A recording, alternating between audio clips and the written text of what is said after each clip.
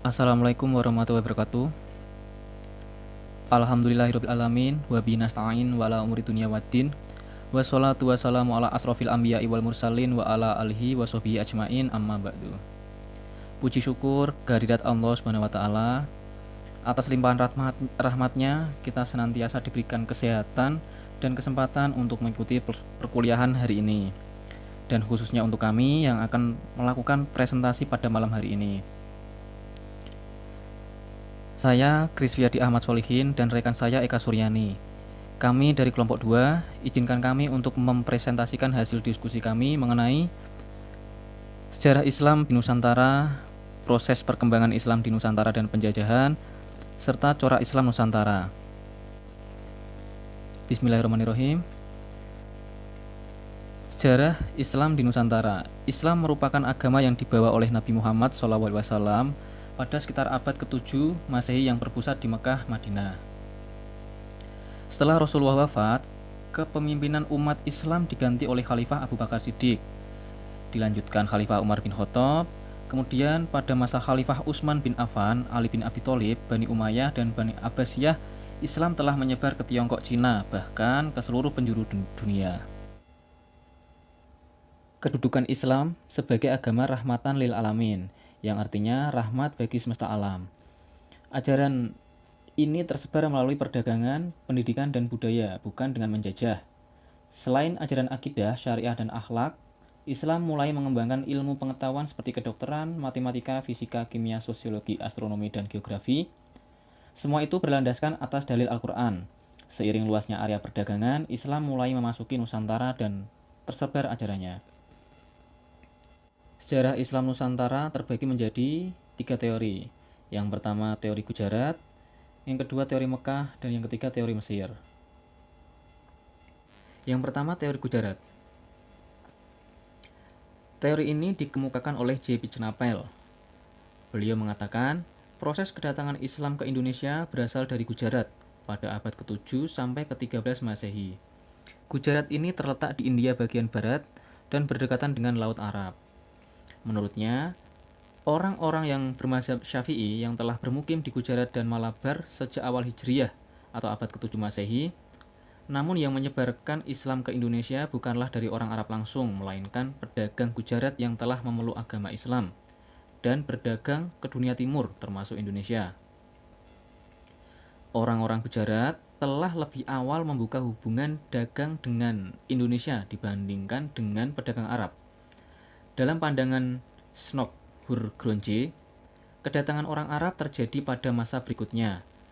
Orang Arab yang datang ini kebanyakan adalah keturunan Nabi Muhammad yang menggunakan gelar Sayyid atau Syarif di depan namanya.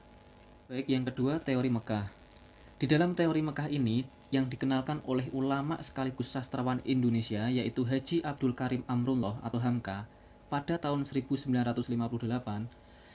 Beliau mengatakan proses masuknya Islam ke Indonesia itu langsung dari Mekah dan berlangsung pada abad pertama Hijriyah atau abad ke-7 Masehi.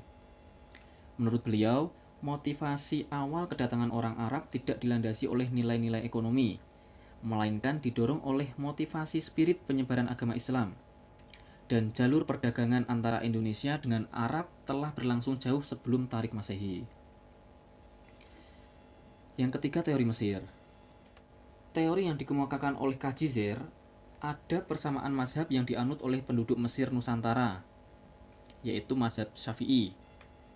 Teori Arab Mesir ini juga dikuatkan oleh Nieman Beholander, tetapi keduanya memberikan revisi bahwa bukan Mesir sebagai sumber Islam Nusantara, melainkan Hadramaut. Dalam seminarnya di tahun 1969 dan 1978, kedatangan Islam ke Nusantara menyimpulkan bahwa Islam langsung datang dari Arabia, tidak dari India. Adapun penyebaran Islam di Nusantara itu melalui beberapa proses. Yang pertama melalui perdagangan. Proses penyebaran agama Islam dilakukan oleh para pedagang muslim yang menetap di kota-kota pelabuhan untuk membentuk perkampungan muslim, misalnya Pekojan. Saluran ini merupakan saluran yang dipilih sejak awal sejarah masuknya Islam ke Indonesia. Yang kedua, melalui dakwah. Proses penyebaran Islam yang dilakukan dengan cara memberi penerangan tentang agama Islam seperti yang dilakukan Wali Songo dan para ulama lainnya. Yang ketiga, melalui perkawinan. Proses penyebaran agama Islam dilakukan dengan cara seseorang yang telah menganut Islam menikah dengan seseorang yang belum menganut Islam, sehingga akhirnya pasangan itu ikut menganut Islam. Yang keempat, melalui pendidikan. Proses ini dilakukan dengan mendirikan pesantren guna memperdalam ajaran-ajaran Islam yang kemudian menyebarkannya. Yang kelima, melalui seni budaya. Proses penyebaran Islam menggunakan media-media seni budaya seperti pergelaran wayang kulit yang dilakukan Sunan Kalijaga, upacara sekaten, dan seni sastra. Kemudian yang keenam, melalui tasawuf. Penyebaran Islam yang dilakukan dengan menyesuaikan pola pikir masyarakat yang masih berorientasi pada ajaran agama Hindu dan Buddha.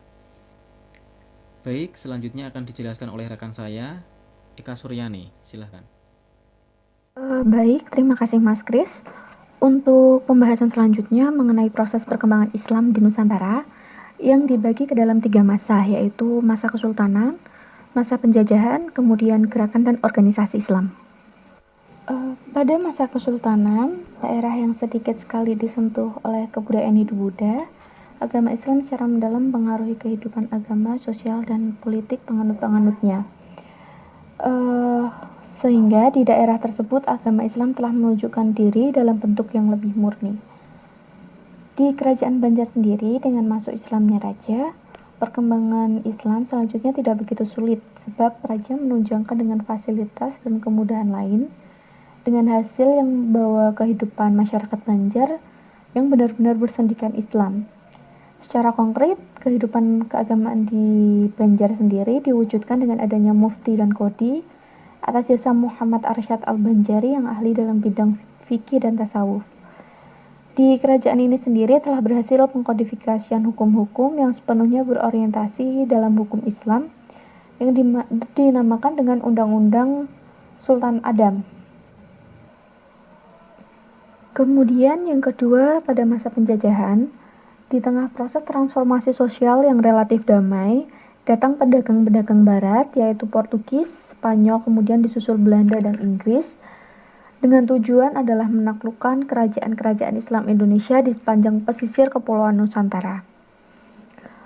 Setelah kedatangan Sunuk Hurgronya yang ditugasi menjadi penasehat urusan pribumi dan Arab, pemerintah Hindia Belanda lebih berani membuat kebijaksanaan mengenai masalah Islam di Indonesia. Sebab Sunuk sendiri mempunyai pengalaman dalam penelitian lapangan di negeri Arab, Jawa, hingga Aceh. Lalu ia mengemukakan gagasannya yang dikenal dengan politik Islam di Indonesia, yang dibagi dalam 3 kategori. Yang pertama, yaitu bidang agama murni atau ibadah, di mana pemerintah kolonial memberikan kemerdekaan pada umat Islam untuk melaksanakan ajaran agamanya, sepanjang tidak mengganggu kekuasaan pemerintah Belanda. Lalu yang kedua, bidang sosial kemasyarakatan, di mana pemerintah memanfaatkan adat kebiasaan yang berlaku sehingga dicetuskan teori membatasi keberlakuan hukum Islam. Lalu yang ketiga yaitu di bidang politik, di mana pemerintah melarang keras orang Islam membahas hukum Islam baik dari Al-Quran maupun Sunnah yang menerangkan tentang politik kenegaraan dan ketatanegaraan. Kemudian gerakan dan organisasi Islam.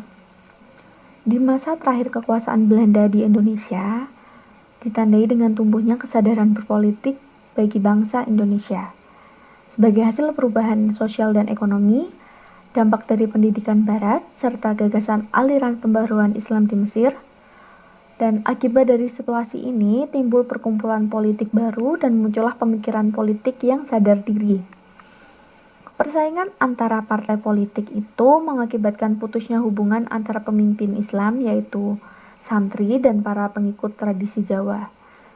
Di kalangan santri sendiri, dengan lahirnya gerakan pembaharuan Islam dari Mesir yang mengkompromikan rasionalisme Barat dengan fundamentalisme Islam telah menimbulkan perpecahan.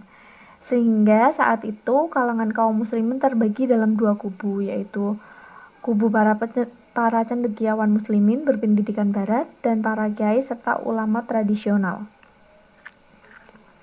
Pembahasan selanjutnya mengenai corak Islam Nusantara.